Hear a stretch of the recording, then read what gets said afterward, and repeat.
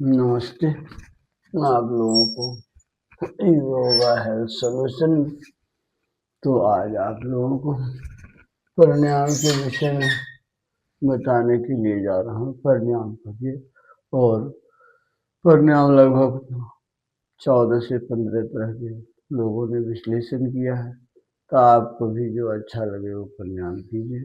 तो प्राणायाम करने के लिए सबसे पहले धनात्मक आसन में बैठिए। पद्मासन, एक पैर को एड़ी को दूसरी जगह और दूसरे पैर की एड़ी को दूसरी जगह पर इस तरह से बैठने के आसन को पद्मासन कहते हैं। सिद्धासन में एक पिंडली पर दूसरे पिंडली को रख करके इस तरह से सिद्धासन, एक और दूसरे पैरों को चढ़ा करके सुखासन। कोई आसन में नहीं बैठ सके स्वास्तिक आसन, ऐसे पंजे को फंसाते हुए दूसरे पंजे को इसके अंदर फंसाते हुए स्वास्तिक आसन है। तो इस तरह से भी नहीं बैठ पाते हैं तो वे आलसी पालथी मारते हैं। आसन का मतलब है आसान तरीके से जिस तरह से बैठ करके जितना देर से देर तक हम बैठ सकें उस पोजीशन को कहते हैं आसन। तो आइए हम मुख्य प्राणायाम की ओर चले। सबसे पहला प्राणायाम भस्त्रिका, धनात्मक आसन में बैठते हुए ध्यान मुद्रा, ज्ञान मुद्रा, वायु मुद्रा, कोई एक मुद्रा लगाते हुए जितना देर में सांस को लेंगे उतने देर में ही सांस को छोड़ेंगे। धीरे धीरे लेंगे, मध्यम गति से लेंगे और स्वस्थ जवान आदमी तेज गति से लेंगे। तो आइए इस तरह से लेते हैं, इसका अभ्यास करते हैं।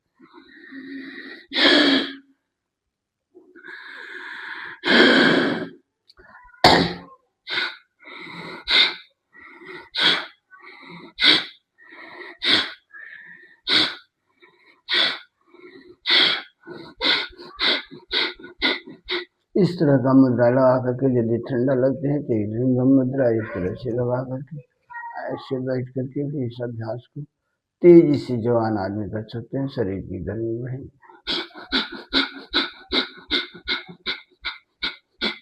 इस अभ्यास को करने से ब्रोंकाइटिस की समस्या दूर होता है, श्वसन तंत्र मजबूत होते हैं, रक्त की परिसंचलन सुधार होती है और हीमोग्लोबिन की मात्रा ऑक्सीजन में बढ़ता है। तो आइए इस प्राणायाम को कम से कम 3 से 4 बार करना चाहिए। प्राणायाम का दूसरा प्राणायाम कपालभाति, सिर्फ सांसों को छोड़ने की।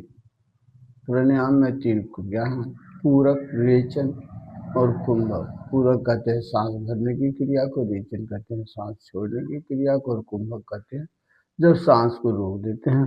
तो आइए सिर्फ इसमें रेचन की क्रिया होगी। इस तरह से कम रोज 10 से 15 मिनट का अभ्यास कीजिए आप लोग। मेरुदंड गर्दन सीधा रहेगा।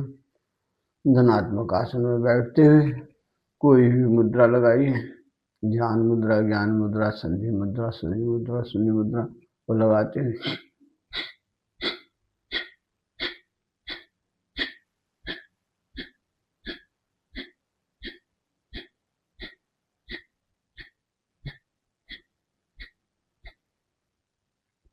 कपालभाति करने का सही तरीका है मेरुदंड सीधा, गर्दन सीधा, सांस को झटके से नाकों से बाहर करेंगे।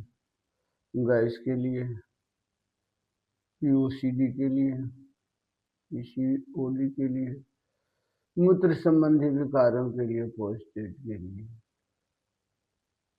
एक कपालभाति से 200 तरह की बीमारियां ठीक होती है। चेहरे की ग्लोइंग के लिए, ब्लड में हीमोग्लोबिन की मात्रा को बढ़ाने के लिए इस तरह से कपालभाति को आप लोग।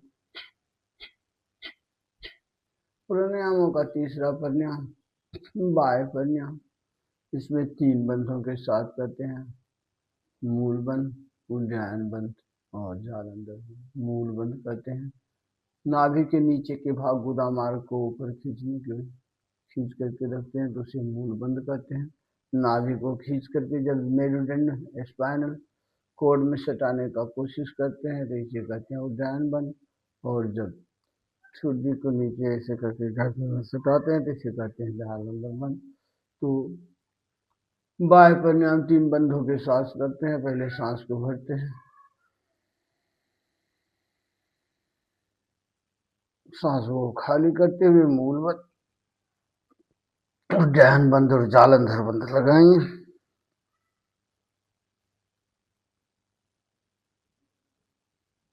पहले जालंधर बंद खोलेंगे, फिर ध्यान बंद खोलेंगे और मूल बंद खोलकर सांस को खाली करें। थायराइड के लिए जिन्हें गैस की परेशानी है, जिन्हें फेस्टुला फीसर, बवासीर भगंदर और भी लगन की परेशानी है, वो इस प्राणायाम को कम से कम 15 बार से 20 बार 21 बार तक करेंगे, आपको जरूर लाभ होगा। प्राणायामों के क्रम में तीसरा प्राणायाम अनुलोम विलोम। इसमें एक हाथ को, बाएं हाथ को ध्यान मुद्रा में लगाएंगे। आसन तो धनात्मक ही होगा सभी प्राणायामों के लिए। आज थोड़ा थोड़ा करके मैं सभी प्राणायामों का फायदा और विश्लेषण बताता हूँ।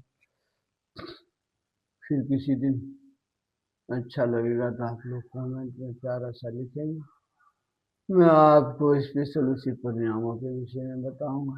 आइए, एक दूसरे हाथ से प्राण मुद्रा इस तरह से छोटी उंगली और मध्यमा को, छोटी उंगली और अनामिका को एक साथ रखेंगे, थोड़ा फैला कर रखेंगे, मध्यमा और फोर फिंगर को मोड़ के रखेंगे। दाहिना अंगूठा से दाहिना नासिका को बंद करेंगे और बायां नासिका से सांस भरेंगे। अनामिका से बायां नासिका को बंद करके दाहिना नासिका से सांस छोड़ेंगे। पुनः दायां नासिका से सांस लेकर के बायां, इसे एक चक्र करते हैं अनुलोम विलोम। आइए इस तरह से करते हैं। पूरी धीरे धीरे सांस भरेंगे, ध्यान को नीचे, पलक झुका हुआ है, शांत मन से, प्रसन्न चित्त से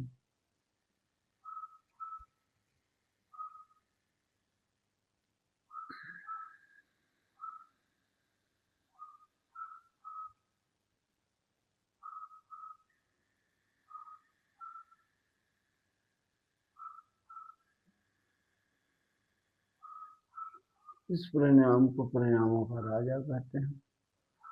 इससे माइग्रेशन दूर हो गया, आपको हाई बीपी लो बीपी में फायदा होंगे। श्वसन तंत्र, फेफड़ा को मजबूत करने के लिए जब हम धीरे धीरे सांस को भरते हैं तो हमारे फेफड़ा में 16 से 17 लाख तक की कोष्ठ मधुमक्खी की छत्ता है। एक एक कोष्ठ में धीरे धीरे करके हवा जाता है। एक एक जगह की सफाई होता है। घर की यदि सफाई नहीं जिस कोने के होंगे तो वहाँ धूल हो जाएंगे, पैदा होगा। उसी तरह से हमारे लंग्स की जिस क्षेत्र में ऑक्सीजन नहीं जा पाता है, जिस कोष्ठ में, वो धीरे धीरे कमजोर हो जाते हैं। क्षय रोग की बीमारी होती है। इसलिए क्षय रोग को दूर करने के लिए, फेफड़ा संबंधी बीमारी को दूर करने के लिए दूध प्रतिदिन आप लोग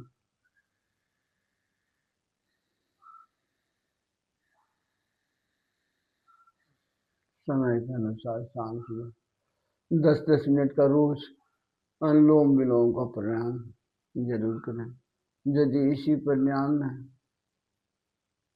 सांसों को रोक करके कुंभक लगा करके हम प्राणायाम करते हैं तो इसे कहते हैं नाड़ी शोधन। आप एक बार देखिए, इसी प्राणायाम, यही एक प्राणायाम है जिसमें पूरक, रेचन और कुंभक तीनों क्रियाएं होती है। जैसे देखिए, और एक वृक्ष वृक्ष, ये सांस को भरे, सांसों को होल्ड किया और सांसों को छोड़ दिया। पुनः पूरक, सांसों को भरे, सांसों को होल्ड किया, कुंभक, सांसों को छोड़ दिया। इस तरह से अनुपातिक सम अनुपात में 2-4-6 के अनुपात में यदि हम 2-4-2 के अनुपात में यदि हम करते हैं इसे नाड़ी शोधन कहते हैं। नाड़ी शोधन का मतलब समझ रहे हैं, खून के फिल्ट्रेशन का शोधन करेगा। आइए प्राणायामों के क्रम में अगला प्राणायाम हमको ब्रिक्स बॉडी, बॉक्स ब्रीदिंग। मैंने बॉक्स ब्रीदिंग का मतलब है कि पहले सांस को भरेंगे, फिर सांस को होल्ड करेंगे, फिर सांस को छोड़ेंगे, फिर बाहर सांस को होल्ड करेंगे 5-5 सेकेंड, 10-10 सेकेंड का, 2 सेकेंड, 4 सेकेंड, जितनी आपकी अभ्यास होगी इस तरह देखिए। मन काउंटिंग करेंगे 1 2 3 4 5 6 7 8। सांस को लिए, सांस लेते समय पता नहीं चलना चाहिए कि हम सांस ले रहे हैं। धीरे धीरे सांस को भरेंगे। मतलब नाक के पास यदि हम रुई रख देंगे तो वो भी नहीं मिलेगा। इस तरह hold,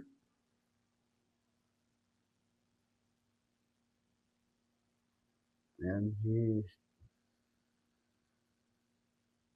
external hold,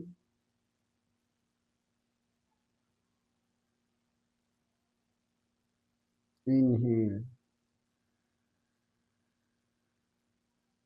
internal hold, exhale। मन काउंटिंग करेंगे 8 सेकेंड, 6 सेकेंड, इस तरह से क्योंकि जो सामर्थ्य होगा। सांस को लेंगे 1 2 3 4 5, होल्ड करेंगे 1 2 3 4 5, छोड़ेंगे 1 2 3 4 5, फिर बाय होल्ड करेंगे 1 2 3 4। जो रोक सकते हैं 8 सेकेंड का भी कर सकते हैं। इसीलिए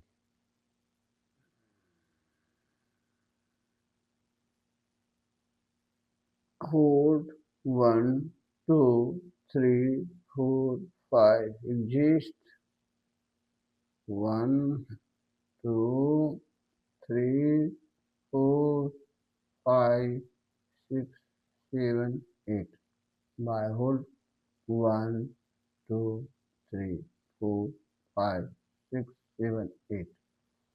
इस तरह से मन में गिनती करेंगे, मन या घड़ी रख कर 8-8 सेकेंड का अभ्यास करेंगे। बॉक्स भी बक्से में चैन से सांस को लेना, सांस को रोकना, सांस को छोड़ना और फिर सांस को रोकना। प्राणायामों के क्रम में नेक्स्ट प्राणायाम का जो हम अभ्यास करेंगे वो है उज्जाई।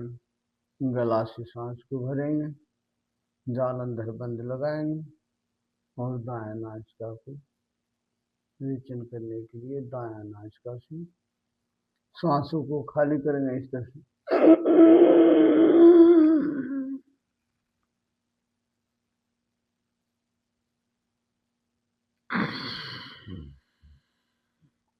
वीडियो लंबा हो रहा है इसलिए एक बार मैं भ्रामरी करके दिखाता हूँ। नेक्स्ट प्राणायाम भ्रामरी।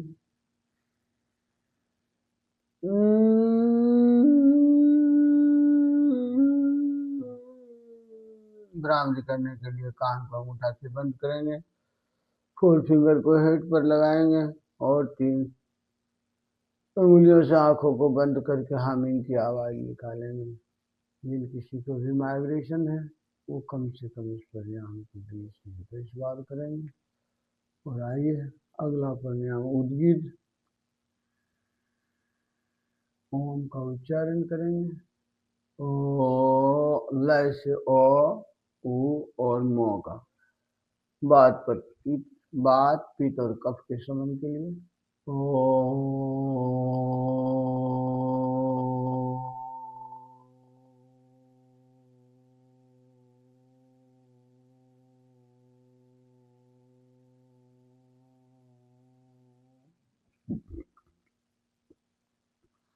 नाड़ी शोधन प्राणायाम में बायां नासिका से लेकर के दाहिना नासिका से छोड़ते हैं, फिर बायां नासिका से लेते हैं, फिर दाहिना नासिका से छोड़ते हैं।